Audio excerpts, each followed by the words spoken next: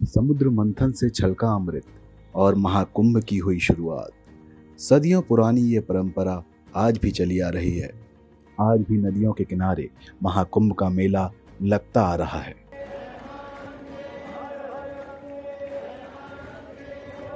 इस बार 11 साल बाद हरिद्वार में महाकुंभ का आयोजन हो रहा है। हिंदुओं के इस महापर्व पर दूर दराज से साधु संत पहुंच रहे हैं।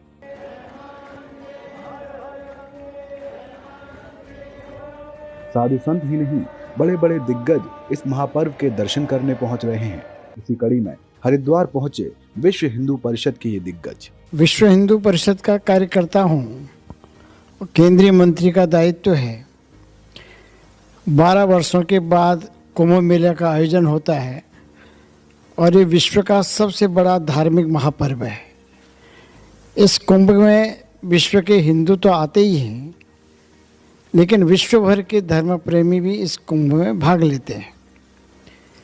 स्वाभाविक है, मन में इच्छा हुई कि हरिद्वार जाकर के कुंभ का वातावरण भी देखें, कुंभ का स्वरूप भी देखने को मिला, पूज्य संतों की भी दर्शन हुए। हरिद्वार महाकुंभ में पहुंचे राधा कृष्ण मनोड़ी ने महाकुंभ आयोजन देखा। कोरोना काल के इस महाकुंभ पर निराशा भी जताई। इसके साथ भगवान परशुराम के जीवन और शास्त्रों की बातों को दोहराया। बहुत निराशा भी हो रही है कि कुंभ का जैसा आयोजन होना चाहिए था वैसा आयोजन यहाँ नहीं दिखाई दे रहा है। घाट सूने हैं। आज मुझे बहुत दुख हुआ कि सूनापन है। ये उत्सव गरिमा के साथ मनाया जा सकता था। इधर कोरोना काल है, इसके कारण भी संख्या घटी है, संख्या प्रभावित हुई है। लेकिन ये कुंभ महापर्व हमारा सबसे बड़ा महापर्व है। भगवान परशुराम हमारे 6वें अवतार माने गए हैं। भगवान विष्णु के अंशावतार हैं। शास्त्रों से भी देश की रक्षा कर रहे हैं और शस्त्र से भी कर रहे हैं। परशु भी उनके हाथ में है। तो इदम ब्राह्मम इदम छात्रम। भगवान परशुराम को लेकर चली आ रही भ्रांतियों पर मनोड़ी जी ने अपने विचार रखे। उन्होंने बताया कि राम को भगवान की उपाधि देने वाले ही परशुराम थे।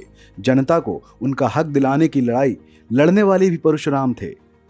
भगवान राम को भी भगवान मानने में उनकी बहुत बड़ी भूमिका रही है। परशुराम जी ने ही राम को भगवान के रूप में मान्यता दी है। हमारे वेद शास्त्रों से लेकर के सब में भगवान परशुराम की चर्चा आती है। उनके बारे में पर्याप्त लिखा गया है।